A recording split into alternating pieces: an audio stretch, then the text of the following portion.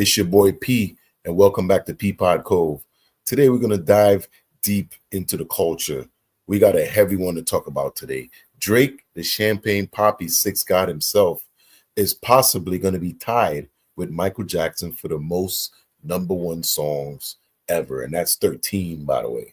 So if no kid is able to make it to #1, he will be rubbing shoulder to shoulder with the king of pop. Now, I saw this clip here to a video from Fantastic Hip Hop, and it seemed like Drake was trying to drag Mike. And, Mike's one of my all-time faves. I ain't going to sit here and act like I ain't a fave of Mike. So let's see what he's talking about, because he getting a little froggy over there, and he may have to be put in his place. So go over there and give Fantastic Hip Hop a like. They make good content over there. Go check them out. I'm going to try and leave the description down in the below so you can watch it out me talking, but let's get it. Now, when it comes to Drake, right within this forced comeback effort that he is trying to make that nobody wants to see with Nokia and so many other antics, Drake just made a move so reckless that he really messed up bad this time. And he didn't just disrespect hip-hop or other rappers, but he straight up disrespected the guy who he once said he idolized in Michael Jackson. And with what Drake just did, there has never been more glaring proof that he is so far gone, because he really just messed with the wrong people. And now, before we go any further into this, be sure to leave a like and subscribe. It helps me out a ton. And as Drake has now disrespected really the guy who he has said he wants to be like. Hey, have anybody out there got the piñata out for their kids' party? Let me know if you haven't got one, because I definitely got to go look for one. That's what I'm going to look for. Look for one of those owl piñatas. Wop, wop, wop, wop, wop. More than anybody else, really be sure to leave that like so all of music knows how far gone he is and how bad of a choice he just made. And so now, with all that said, when it comes to Drake, if you have been looking around at what's been going on within hip-hop and music recently, you would have seen that ever since Drake has dropped his Nokia video, there has been a clear and obvious play from his team that has been trying to trick everybody into believing that he is making some sort of a comeback. And now, while Drake has been faking records and making up narratives to try and make himself look better while also taking down Kendrick Lamar in the process, none of that even matters to him, as there has been one thing he has needed more than anything else to try and trick everybody about where his career is at, and that was going to be to get Nokia to go #1 on the Billboard Hot 100. Is that a AI generated Drake dancing there like Michael Jackson, or did he really do that? I stopped watching Drake stuff for I want to say the last 6-7 years, because he got a lot of content that I used to be into, but somebody let me know. Also, that after his quote-unquote new record came out of him taking something from the Beatles, he then would take something from the guy who was even bigger than them, which would have been to pass Michael Jackson with the most #1 songs ever. And what Drake believed is that between all of his lies and the impression that he just passed MJ and the Beatles, that this was going to win him back everything he ever needed and put him beyond hip-hop. But now, despite this, and despite how Drake has just used MJ's legacy and disrespected it in the worst way, it's crazy when you think about it. Like he's kind of getting everything he wanted, right? But he's finally realizing that no one respects anything about him. No one respects anything that he's doing. So he's kind of spiraling in a way where he got all the accolades. His goal was to beat Mike. Now he's possibly going to be tied with Mike, and now that he's there, I don't think it feels the way he expected it to feel. I think he was expecting something a lot greater, and the feeling, I don't think it's the same, because the people aren't giving him the love. I don't think he's getting the love that he thought he should be getting. And just because you have money and just because you have fame doesn't make you into something different. You're still going to be the same asshole you were when you started out. Trying to use these legends to deceive everybody into believing he made a comeback has not worked, and ultimately, everything Drake has tried to pull off in this time has only shown that even beyond hip-hop, the guy has no regard for anybody who's ever paved the way in music. And with how bad Drake messed up, and at the same time how he wants to try and get a win, he, OVO, and all of the guys they have used for so long to keep people believing he was one of the top people in the music industry have really been trying to do everything they possibly can to just convince everyone in their entirety that this idea of a Drake comeback is real, and that he's about to even reach heights that nobody has ever seen. And with that, we have been sitting through an effort on Drake's end, which has been trying to create one entire elaborate lie. And now, while a lot of what Drake is trying to do right now is make Kendrick Lamar look like an absolute liar, with fellow OVO members like Baca trying to even the playing field in rap and saying Kendrick Lamar is this awful person who lies and just does whatever he wants, which of course all of hip-hop is seeing through, no matter how annoying it is. It's crazy because Baca got paperwork out there. He's been in prison. He served time and he got some weird cases. Yeah, I need to go check it out. You know, it's funny how they try to spin the narrative. But listen, I also just did another Hidden Hills video. I got that dropping tomorrow, maybe tonight or tomorrow. But listen, there's some damning evidence in there about when he lived at that place in Calabasas out there. It's, you know, Vlad brought it up to academics. Yeah, I need to go check that video out. Your play at hand here revolved around pushing the musical success of Drake to the forefront and trying to dangle accomplishments in people's faces to make them believe that his career has not been ruined in a way that he has still not come back from. And for Drake and his team, they perfectly aligned together 3 moments which they believe would be enough to get him back on top and surpass Kendrick Lamar. And now what these were was, first off, this story of Drake passing a new total units moved in his career, which they purposefully updated these numbers now, again, to just try and push this comeback more than they ever have, because that's how it works with these certifications. And with somebody like Kendrick. You know what's been crazy about this whole, like, you'll go on TikTok or something, and you'll see a lot of OVOs or Drake people, and Drake's been number 1 on Spotify. He's number 1 on Apple. He's number 1 everywhere. And it's like, yo, why do y'all have to push a false narrative? You know, you have to go to certain people to find out the truth. You know, you don't see people out here saying, oh, Kendrick's album's number 1. No, it's the album's at number 4. You know what I'm saying? We know it's at 4. The record, Luther's at number 1, but we're not going to fabricate the information just to make us feel good, because at the end of the day, the numbers are going to be what they are. So why are you guys making things up? It just doesn't make sense. For example, he does not care about these and has not updated them in so long. And that's the thing with Kendrick. This album that this Sexy Songs is fighting over came out almost 2 months now, over 2 months, heading to 3 months. And it's maintaining its stability. Luther's been at number 1 for 7 weeks with no music video. That Mr. Morale has not even been counted for or anything beyond that. So we don't even know those real numbers, and they have not been updated for Kendrick at all. So you can't even compare them. But of course, for Drake, he's doing all of this to give everybody the biggest narratives and bait to talk about him with, and ultimately try to really make him look like he's doing amazing. And all this didn't stop here, as the next thing Drake was trying to do is push his name forward in conversations with all-time legends. So again, he can try and build this respect factor up and just change the narrative about what's going on. And so what he did here was have another milestone conveniently come out about how he has passed the Beatles on the Billboard 200 chart in terms of how long his albums have been charting there, which once again, just seeing Drake and the Beatles names together would do decent for him regardless of the situation. But now most importantly for Drake, and what he has been chasing with this Nokia record more than anything, and what he really wanted to get way before this beef but just couldn't, is I mean to stop it there, but looking at that photo of the Beatles next to Drake on his hand, it's crazy because Michael Jackson owned the Beatles catalog. That was one of the reasons he fell into a lot of issues with UMG at the end there. But I didn't mean to side rail y'all on that, but not just another number 1 song, but really for Drake, it would become the number 1 song, because Nokia's potential spot there would mean that Drake would pass MJ and become the artist with the most number 1 records in the history of the Billboard Hot 100 chart. And so with this, the main play and what Drake believed was going to take him to the next level was this all-out push with the video and narratives he has been spreading to try and revise the beef and his image and then get Nokia to number 1, which then if he did, Drake can once again try and use a legend like MJ as a prop that he can step over to try and assert greatness over. And I mean, with Drake trying to pull this off, not just does it make that whole part of Family Matters in the final beat switch where Drake tried to then diss Mike to diss Kendrick seem even more weird, and really in terms of the beef shows how desperate Drake was to create any sort of a bar or narrative that he could get off. But beyond that, it is also ironic considering how this beef started with the Prince and MJ comparisons from Kendrick Lamar on Like That. And now ultimately, as we are decently removed from all of that, we are seeing how Drake has no respect for either of them, just from the fact of how he has talked, treated, and used them as props to try and lift himself up without regard for anything else. Listen, Drake don't care about anyone but himself. I don't care what nobody say. People out here thinking that he's suing UMG to help out younger rappers. Yeah, I better think again.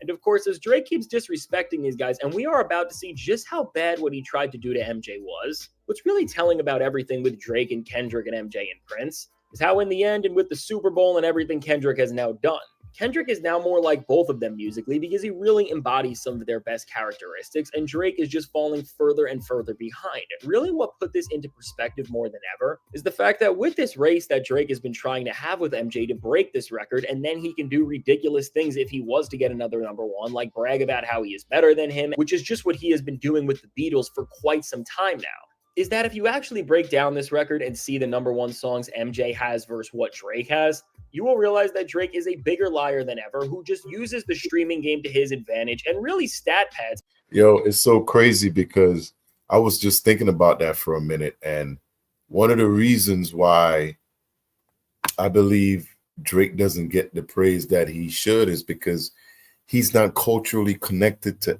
anything. He's not pop connected. He's not R&B connected. He's not rap connected. You could say he's probably more rap than anything else, but he colonizes and culture vultures so much that he doesn't really belong to anything. So no one really accepts him. He's that kid that just running around with no parents. So he may feel a certain way, but the culture don't really love him like Mike. They don't love him like Prince. They won't love him like a lot of other artists, that even Taylor Swift, she's loved in a different way, but I don't believe he's getting what he thought he would have got. Even if he passes Mike, they may hate him even more. And that's how I feel. I think they're going to hate him more. In this era. Because you can say, just like he said, does Drake #1s match up to Michael Jackson #1s? And I'm sure they would never match up to Michael Jackson #1s. But yet they're tied for the most #1s. So maybe when they get there, we're going to do a video comparing and see if any of Drake's #1s could beat Michael Jackson #1s. That's a video we're going to work on. He has nowhere near the level of major songs that Mike has had in this spot. And really with Drake knowing how fake some of these songs are in terms of their #1 status, because again, and we will look at this, some of these songs literally only stayed at the #1 spot and in the top 10 as a whole for a single week. Overall, Drake is putting himself on a playing field that he does not belong in whatsoever. Because seriously, and why Drake even comparing himself to Mike and trying to put themselves in the same tier, even back. And it's crazy. I don't mean to keep stopping, but that's why we're here. Drake make these songs, they go to #1, but they don't stay there very long because they party songs. There's another song coming where you can see Kendrick in his GNX album. I don't mean to keep bringing it up, but it's staying steady. Damn, all these good, they still got records on the charts that's been charting for years. They maintain, and people like the replay value is crazy. And you can see it. These, like I said, we're gonna definitely do a video on that. On FPS with J. Cole was already disrespectful in of itself, is because when you go #1 for #1, when you see that MJ's #1s are tracks like Billie Jean, Beat It, Rock With You, Don't Stop Till You Get Enough, You Are Not Alone, The Way You Make Me Feel, Dirty Diana, and Ben. I mean, all of those songs are real culturally moving and defining tracks that you could still. He just said it. They're all culturally connected. And I don't think a lot of Drake songs, and I listen, I could guarantee you there's a couple of Drake #1 songs that I've never heard.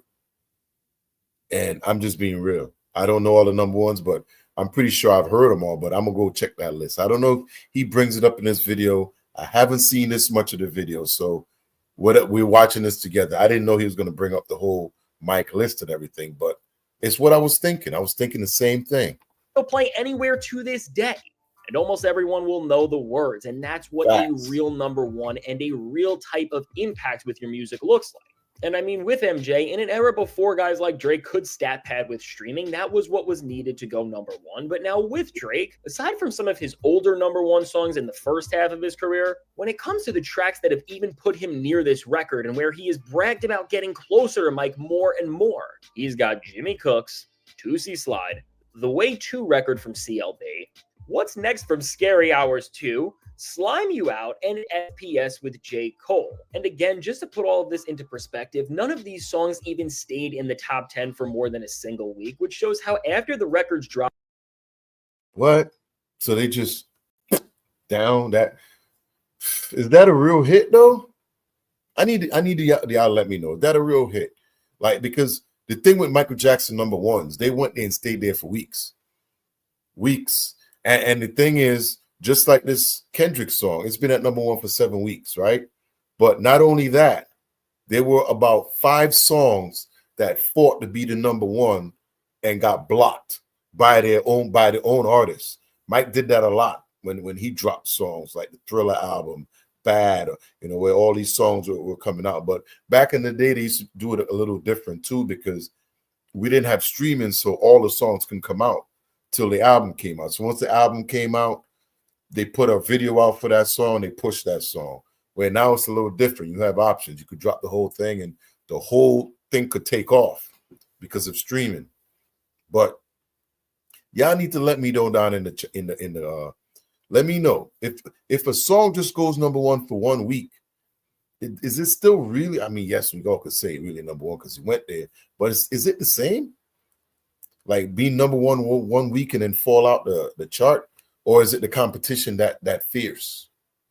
And people were done checking them out because it is a Drake record that everybody wants to hear because they are curious. None of this even stuck. And I mean, overall, Drake is really disrespecting somebody like MJ bad with this, because to try and act like you are equals or even close to surpassing him, and again, you're trying to go against a record like Billie Jean with What's Next? I mean, this has got to be a joke. And compare this to Kendrick Lamar in the past, and when an album like T-Pap got as much critical acclaim at the Grammys as Thriller, Kendrick Lamar said that he didn't even want to think about surpassing Mike or being near him because it's too much of an honor, and Mike's a legend that means so much to him. And once again, when you see that and now see how Drake is trying to use this record he wants to take with Nokia as a stepping stone for a comeback, and again, it's not like he actually earned this record, but he has just played the system in this era where it's never been easier for him. You just see how different these guys are and how one respects the lineage of music while one only uses it for their personal gain. But really what the best part is about this entire chase to lie about being bigger than MJ for Drake is that despite everything he has been doing to try and get Nokia to that number one spot,